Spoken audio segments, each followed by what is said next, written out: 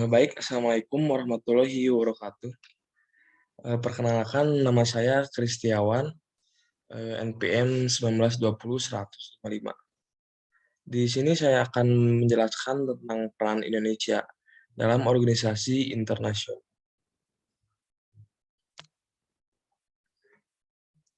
Baik, selanjutnya di sini ada pengertian organisasi internasional.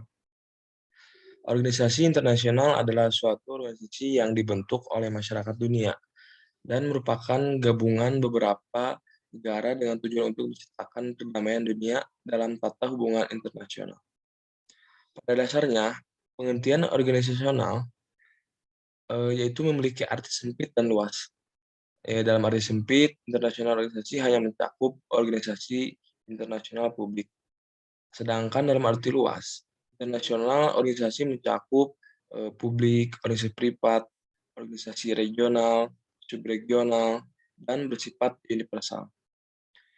Hubungan kerja sama antara negara di berbagai bidang, yaitu ekonomi, sosial budaya, iptek, dan lainnya, membutuhkan suatu wadah agar berbagai kesepakatan antar negara dapat terjalin dengan baik. Untuk mengakomodir kebutuhan tersebut, masyarakat dunia membentuk organisasi antar negara di berbagai bidang. Ini ada pengertian menurut para ahli.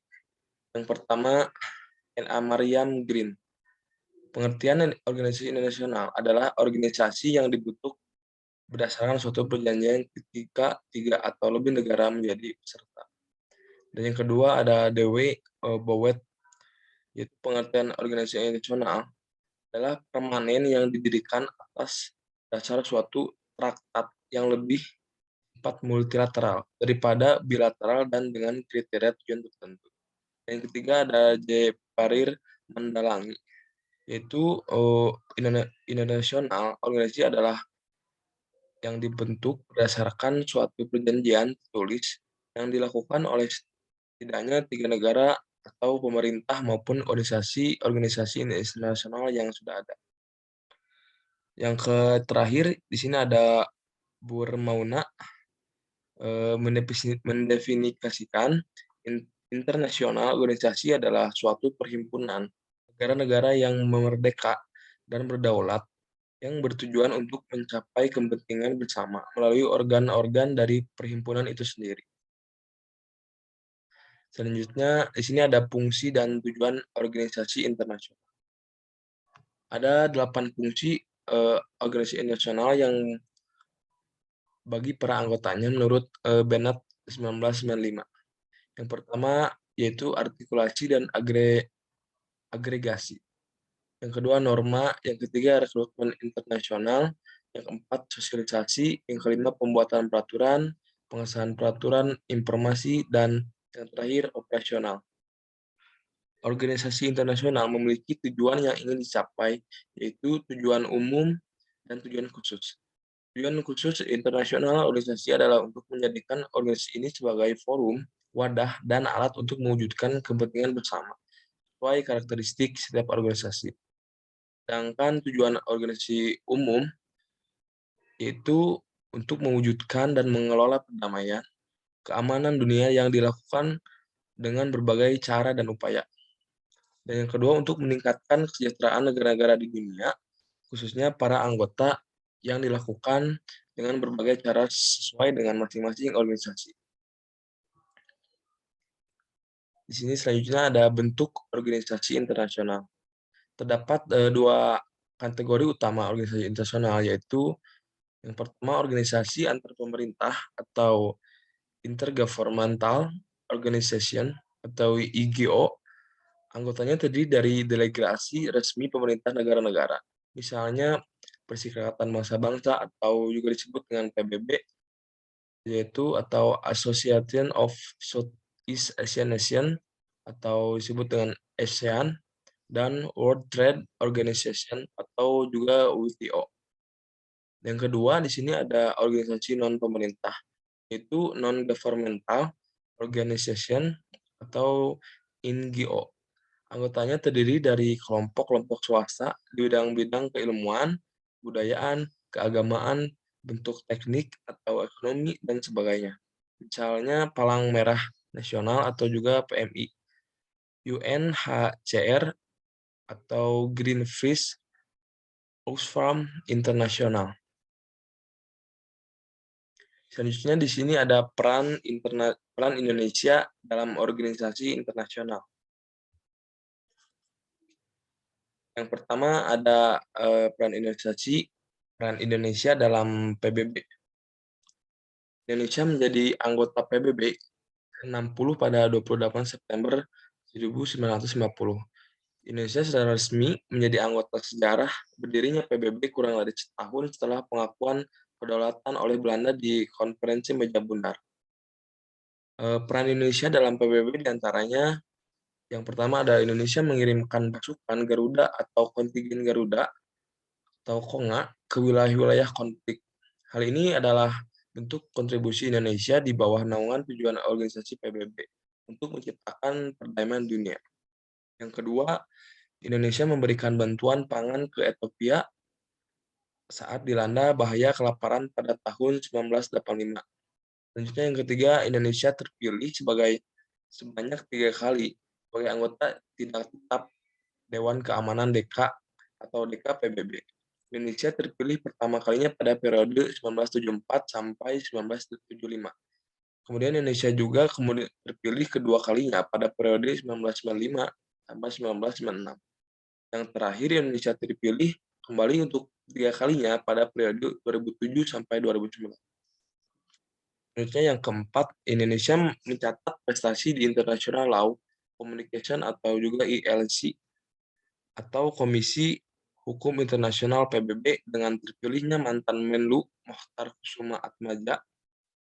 Dia terpilih sebagai anggota ILC untuk periode 1992 sampai 2001. Yang kelima, Indonesia kembali mencatat prestasi di ILC dengan terpilihnya Duta Besar Nugroho Wisnumurti sebagai anggota ILC periode 2007 sampai 2011. Ia juga terpilih setelah bersaing dengan 10 kandidat lainnya dari Asia.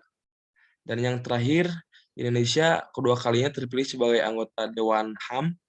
Pertama adalah saat Indonesia terpilih menjadi salah satu anggota pertama Dewan HAM dari 47 negara. Anggota PBB lainnya yang dipilih pada tahun 2006. Indonesia terpilih kembali pada periode 2007 sampai 2010 melalui dukungan 165 suara negara anggota PBB. Selanjutnya di sini adalah peran Indonesia dalam OKI atau Organisasi Kerjasama Islam dahulu Organisasi Konferensi Islam. Merupakan organisasi internasional dengan 57 negara anggota. Yaitu OKI berdiri di Rabat, Maroko pada 25 September 1969 dalam pertemuan pertama para pemimpin dunia Islam. Hal ini terjadi sebagai reaksi dari peristiwa pembakaran Masjid Al-Aqsa pada 21 Agustus 1969 oleh pengikut fanatik Kristen dan Yahudi di Yerusalem. OKI berubah nama menjadi Organisasi Konferensi Islam menjadi Organisasi Kerjasama Islam pada 28 Juni 2011.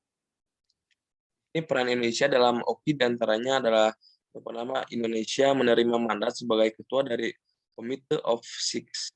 Yang kedua, Indonesia bertugas memfasilitasi perundingan damai antara Moro National Liberation Front atau juga disebut MNLF dengan pemerintah Filipina pada tahun 1993. Yang ketiga, Indonesia mendorong negara-negara Islam untuk memperhatikan konflik antara Palestina dan Israel dan mencari jalan keluar atas konflik tersebut.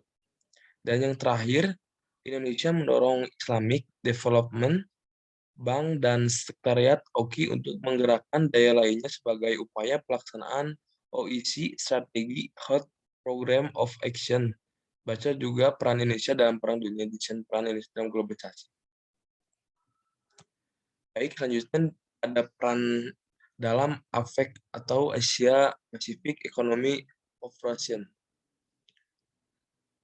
Yang pertama, Indonesia menjadi ketua dan tuan rumah KTT ke-21 APEC yang bertemakan Resilient Asia Pacific Engine of Global Growth. Yang kedua, Indonesia menjabat sebagai Ketua APEC EPIC periode 1994. Posisi tersebut mengizinkan Indonesia untuk lebih banyak berpartisipasi dalam mempengaruhi arah kebijakan di dalam APEC. Pada masa kepemimpinan Indonesia, APEC berhasil melahirkan deklarasi bernama Bogor Deklarasi dan Bogor Goals.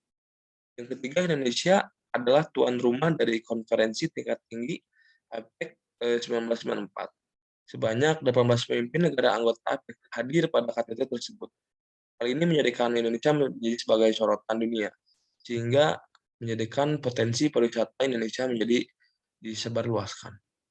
Dan yang terakhir, Indonesia menjadi negara yang mendorong terbentuknya ekotek di dalam dunia kerja, sama ekonomi Asia Pasifik pada KTT APEC 15 November 1994. Selanjutnya, ada peran Indonesia dalam ASEAN. Indonesia menjadi salah satu negara yang mempelopori berdirinya ASEAN. ASEAN merupakan organisasi regional yang bergerak di bidang ekonomi dan geopolitik bagi negara-negara di kawasan Asia Tenggara. Dan peran Indonesia dalam ASEAN, yang pertama, Indonesia mendapatkan kepercayaan untuk mengadakan konferensi pers tingkat tinggi ASEAN, KTT ASEAN ke-1 yang dilaksanakan di Bali pada 23 sampai 24 Februari 1976. Pada KTT ke-1 ini terdapat kesepakatan tentang pembentukan Sekretariat ASEAN yang berpusat di Jakarta dengan Sekretaris Jenderal pertamanya yaitu Haji HR Darsono. Yang kedua, Indonesia menjadi tuan rumah dari KTT ASEAN ke-9 yang dilaksanakan di Bali pada 7 sampai 8 Oktober 2003. Pada KTT tersebut, Indonesia mengusulkan pembentukan ASEAN Community yang mencakup bidang sosial, politik, ekonomi, dan keamanan. Dan yang ketiga, Indonesia kembali menjadi tuan rumah dari KTT ASEAN ke-18. KTT tersebut dilaksanakan di Jakarta pada 4 sampai 8 Mei 2011. Dan yang terakhir, di sini Indonesia menjadi tuan rumah dari KTT ASEAN ke-19 yang dilaksanakan di Bali pada 17 sampai 19 November 2011. Indonesia sebagai negara anggota ASEAN selalu berusaha menciptakan perdamaian di kawasan Asia Tenggara.